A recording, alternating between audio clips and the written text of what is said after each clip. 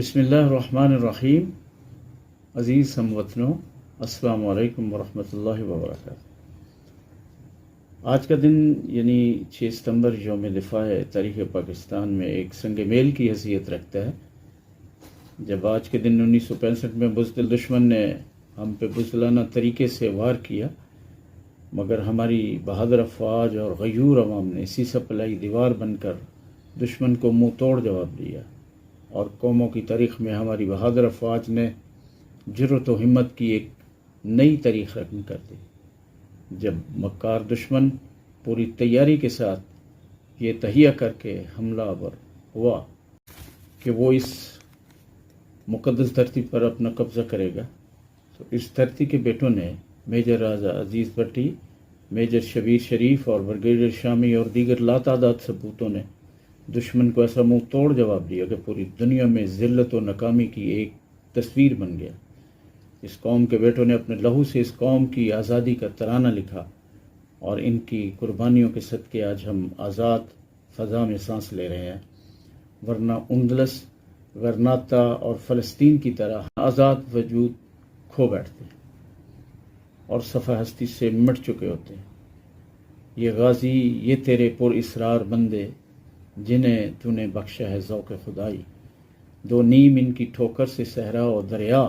سمٹ کر پہاڑ ان کی ہیبت سے رائی، دو عالم سے کرتی ہے بیگانہ دل کو، عجب چیز ہے لذت آشنائی، شہادت ہے مطلوب و مقصود مومن، نہ مال غنیمت نہ کشور کشائی۔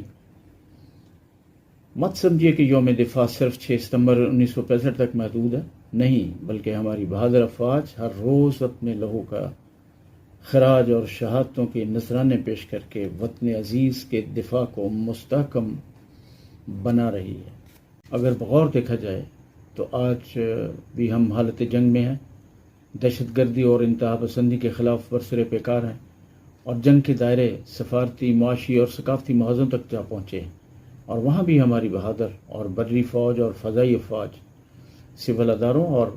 محب وطن عوام کے ساتھ مل کر دیدہ اور نادیدہ دشمن کے خلاف سینہ سپر ہیں۔ اللہ تعالی ہماری بہادر افواج اور عسکری قیادت کا حامی و ناصر ہو، اور میں پوری قوم کو یہ پیغام دیتا ہوں، عیار اور مکار دشمن کے پروپیگنڈے کا شکار نہ ہوں، اور اپنی فوج کے ساتھ یک جان اور یک قالب ہو کر دشمن کو ابرتناک شکست سے دوچار کریں، اور ملک پاکستان کو عارضی بحرانوں سے نکال کر ترقی اور خوشحالی کے راستے پر گامزن کر دیں۔ میں اس موقع پر army chief general Syed Asim Munir صاحب کو خاص طور پر مبارکباد پیش کرتا ہوں کہ وہ عسکری محاذ کے ساتھ ساتھ معاشی محاذ پر بھی سرگرم عمل ہے، اور قوم کو بدترین معاشی بحران سے نکالنے کے لیے شب و روز کوشاں ہے۔ اللہ تعالیٰ ان کا حامی و ناصر ہو، اللہ ہماری بہادر افواج کو حفاظت میں رکھے۔ پاکستان زندہ باد اور پاک فوج پائندہ۔